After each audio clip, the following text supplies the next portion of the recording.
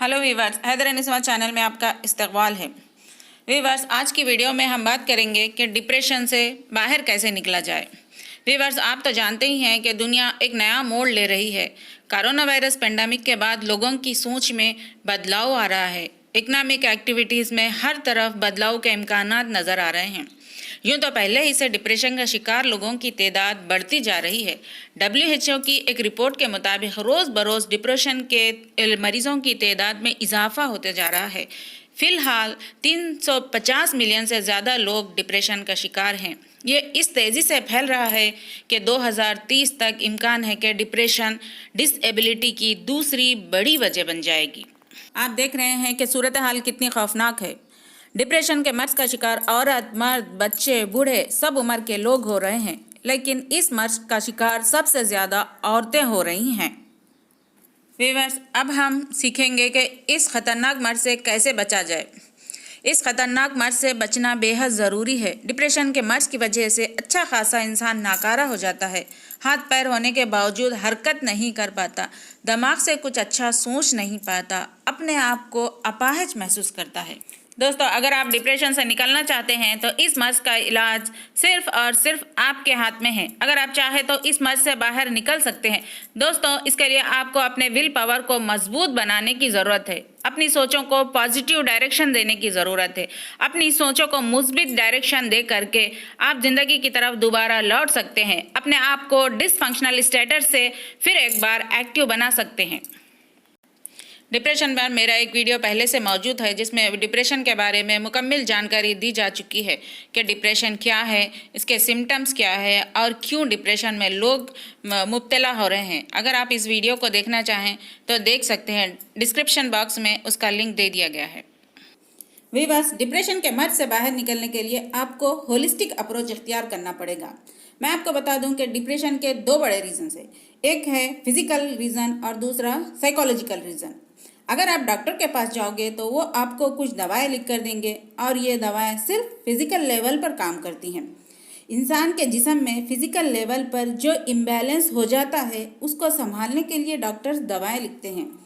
Viewers, हमारी body में कुछ ऐसे केमिकल्स होते हैं जो रिलीज़ होना चाहिए वो नहीं होते, और कुछ केमिकल्स ज़्यादा मकदार में रिलीज़ हो जाते हैं। इस केमिकल इम्बैलेंस की वजह से हमारी बॉडी में डिप्रेशन की अलामतें शुरू हो जाती हैं। ये तो हो गया फिजिकल रीज़न। और दूसरा रीज़न साइकोलॉजिकल रीज़न है। साइकोलॉजिकल रीज़न पर काम करने के लिए आपको खुद उठना होगा, आपकी सोच को पॉजिटिव बनाना होगा।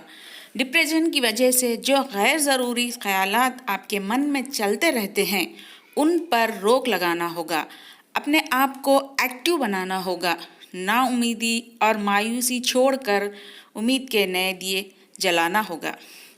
व्यूअर्स, अगर आप खुश रहना चाहते हैं तो अपनी ज़िंदगी का कंट्रोल अपने हाथ में रखिए। बाज़ लोगों का मूड एक्सटर्नल फैक्टर पर डिपेंड होता है। मिसाल के तौर पर मान लो कि आपके मम्मी, डैडी या घर के कोई और लोग या ऑफिस में बॉस आकर आपसे कुछ कहकर चले गए, तो उनकी कही हुई बातों को लेकर आपको लगातार सोचना नहीं चाहिए और सोच कर अपने मूड को ऑफ करने के बजाय उनकी बातें आराम से सुने और उसको पॉजिटिव लें। किसी और के कहने और करने की वजह से आपका मूड ख़राब नहीं होना चाहिए। एक और बात व्यूअर्स, के पास लोग अपने आप को दूसरों से हमेशा कंपेयर करते रहते हैं।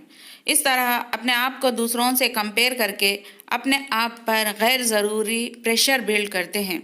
मिसाल के तौर पर अगर आपके पास बाइक है और आपके पड़ोसी के पास कार है, अब इस बात को लेकर बार बार सोचना कि उनके पास तो कार है, मेरे पास सिर्फ बाइक ही है, मेरे पास बाइक कब आएगी।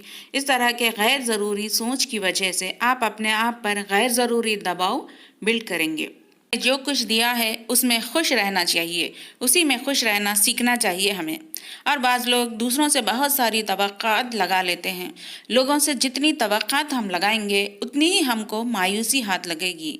अगर आप ज़्यादा तवक्कात रखते हैं तो ज़्यादा मायूसी हाथ लगेगी। कहते हैं ना कि ज़ीरो एक्सपेक्टेशन ज़ीरो डिप्रेशन। लिहाजा किसी से उम्मीद मत रखिए, किसी से कोई तवक्कात मत रखिए। अपने आप से उम्मीद रखिए, अपने आप पर भरोसा करिए और कामयाबी की राह पर निकल पड़िए। रब ने आपको जो काबिलियत और हुनर दिया है उसको ढूंढ निकालिए, अपनी क़ुव्वत को पहचानिए, आपके स्ट्रेंथ पर बार बार नज़र डालिए। इन स्ट्रेंथ को इस्तेमाल करते हुए आप एक नई ज़िंदगी की तरफ रवा हो जाइए। देखिए, मैं आपको बता दूं कि आप एक दिन ज़रूर कामयाब होंगे। पहले अपनी सोच बदलिए, मायूसी से निकलकर उम्मीद की शम्मा रोशन कीजिए। 100% सक्सेस मिलेगी। व्यूअर्स, मैं आपसे चंद टिप्स शेयर करूंगी जिस पर अमल करके आप डिप्रेशन से निकल सकते हैं। सबसे आसान हल ये है कि आप किसी ऐसे दोस्त, रिश्तेदार या किसी ऐसे भरोसेमंद शख्स से अपनी परेशानी को शेयर कीजिए और उसको बताइए कि आप किस तरह हालात से लड़ रहे हैं, आपका जहन किस तरफ काम कर रहा है। उनको बताइए कि वो आपकी मदद करें। हाँ, दूसरी बात यह है कि अगर कोई गलती हो गई है तो इस पर अफसोस करते मत बैठ जाइए। अगले बार अच्छा काम करने के ताल्लुक से सोचते रहिए। तीसरी बात यह है दोस्तों कि हंसिए और हंसाइए। जितना हो सके आप खुद हंसने की कोशिश करिए और लोगों के साथ हंसने बोलने की कोशिश करिए। आपको पॉलिटिक्स पसंद है तो इस पर बहस कीजिए। कुछ फ़नी शोज़ देखिए। जब बुरा ख्याल आए तो फौरी कोई काम करना शुरू कर दीजिए और उस बुरे ख्याल से छुटकारा हासिल करिए। अगर नींद ना आए तो रात में किताबें ज़रूर पढ़िए। हाँ, इस बात को ध्यान में रखिए कि मोबाइल फ़ोन का इस्तेमाल कम से कम करिए।